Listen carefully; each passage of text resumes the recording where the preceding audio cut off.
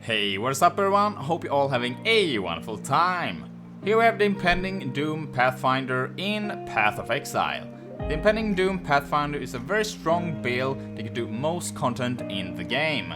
You have different variation and can also be played as a fairly budget-friendly build to start with. I recently made a video covering some tips on how to get started if you want to go and try it out on a lower budget. Link for this will be in the description.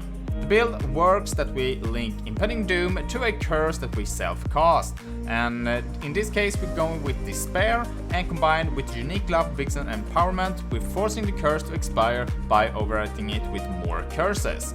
Vixen procs all curses socketed in it, and whenever you're using a curse skill, and this will then immediately overwrite your Impending Doom curse.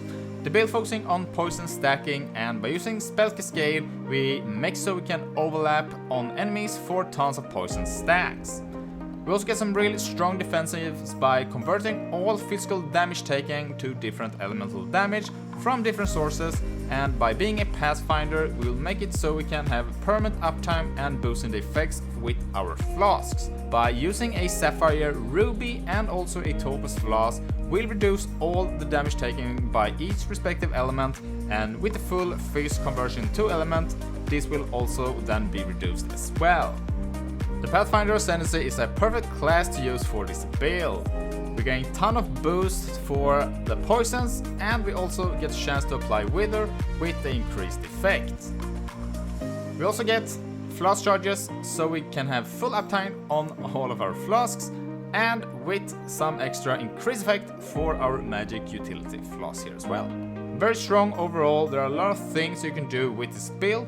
I'm currently got a couple of divines invested and a lot of rooms for improvements, which just makes it feel so amazing to be able to continue to improve the build even further, even though it already feels very great. At the current state we got full spell suppression and basically got immunity for everything except for the normal bleed. But I go more into how we mitigate that and also how you can fix it later in the video. For some pros, it got a good single target and also AoE. It's very tanky and it can also do most content in the game. You don't need to worry about any elemental resist on the gear. Get tons from all the flasks and also from Purity of Element. For the cons, it's weak against damage over time damage, and for the build to feel good I would say you need to spend a couple of divines, making it not a very beginner-friendly build, but as I mentioned before, it's still possible to get started quite early on if you want to. It also can't run all map mods such as Reduce CDR and also Regen. For the uniques, we're using Vixen Entrapment, and it's a unique glove to make this build work. We gain so we trigger socketed cursor spells when we cast a curse skill, and we also get some spell damage, Leech's Energy Shield, one additional curse, and also increased cast speed for curses. With the Vixen equipped and Whisper of Doom allocated on the skill tree, we have a maximum curse limit of 3 curses. The Vixen procs all curses socketed in it whenever you use a curse skill, and this will then be overwritten by your Impending Doom curse, and the first curse that you put in the gloves will be a filler curse, and this curse will not be applied on the enemy target, so this makes it important so we don't have a useful curse in that socket. Lightning Coil is another unique that we are using, and this provides one of the bigger defenses for this build with its unique modifier 50% of physical damage taken from hits taken as lightning damage. And as I mentioned before, this combined with a Topaz Flask is very good for this build. The chest also got some decent armor and evasion on the base, and also some extra life for our character. Taste of Hate is another one for defense, and not only do we get less cold damage taken from the Sapphire base, but we also get 15% of physical damage from hits taken as cold damage, and if you're going for a lesser budget here, a normal Sapphire Flask will be good enough. We're also using Watcher's Eye, and here we can choose for a bunch of different combinations. The first thing here is going to get the physical damage taken as any element damage while affected by Purity of Element. And here you can actually have more of these at once, so for instance you can take a damage taking as lightning and also another one for cold, for instance. For the one I have, I went with move speed while affected by grace, and here you can also get spell suppression while affected by grace. You can also go for stuff like damage over time multiplier and also bleed immunity while affected by malevolence. And this is the one that we want to get our immunity for bleed. Optional, we can also use a Cane of Kulimak if you have the currency for it.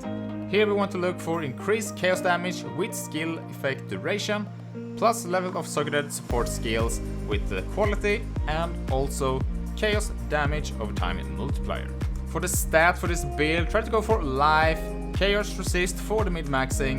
We want to go for strength and intelligence. These can be hard to come by. Cooldown recovery rate for more cost per second, which will equal for more DPS. Increased chaos and also damage over time, chaos and damage over time multiplier, and pretty much anything with flask, but most importantly the flask effect. For the skills and the main 6 link, we're using Despair and Impending Doom, Spell Cascade, Deadly Ailments, Void Manipulation, and also Unbound Ailments. On the gloves for the Vixen, we want to have Punishment, Spell Cascade, and Feeble, and Temporal Chain. And important here is that you have them in this right order in the gloves, as I mentioned before. For auras, Purity of Element, Val Grace, Herald of Agony, Vitality, and also Malevolence. For the utility ones, we're using Steel Skin, Flame Dash, and also a Cause on Death setup with Portal, just in case. And before we wrap up the video, I'd like to go over a couple of things that I think is important to mention for this build. And this we're going to start with the Mana Sustain. So for the Mana Sustain, we are using 2 rings with reduced mana cost on both the rings here, and we also have this on our amulet here as well. We're also using Skittering Rune for our Anoint, which reduces the mana cost for curses by 20%. We also have the enchant here on our flask, which will reduce the mana cost while the flask is active. And if you manage to get all of these mana cost reductions, you should be able to pretty much cast your spells for free. Optional, if you are missing some of these and you feel that you are struggling on sustaining your mana, you can also get the energy shield recover while a rare or unique enemy is nearby here, as I show on the belt. And this combined with Eldritch Battery will make it so we spend energy shield before we use mana. So this is why the belt works great for this. And let's go over all the immunities for the build and also how we manage the bleeds. But first, Element, Ailment. This we get for immunity for using the Purity of Element aura. We get curse immunity from having at least 50% reduced effect of curses on one of our flasks, and this is boosted by also having 50% increased flask effect on our character, boosting this to 75. And we're also using a normal jewel here, which we get the last 25% to get our immunity. And for poison, we're using 2 jewels here with reduced poison duration on us. And this combined with Soul of Shakari as our Pantheon, with the 50% less duration of poison on you, will make us immune for poison. For Corrupted Blood, we use just a basic jewel here with immunity on it. And for the normal bleed, we're currently just using a basic life flask here with removal on it. The thing you want to aim for here is going to be the immunity node on a Watcher's Eye while affected by malevolence, as I mentioned before. Me personally don't mind the flask, but you can go with something else here like a quartz flask, jade or granite instead. And for some extra defenses, we're using the Flask Mastery that will recover 4% of our life when we're using a flask.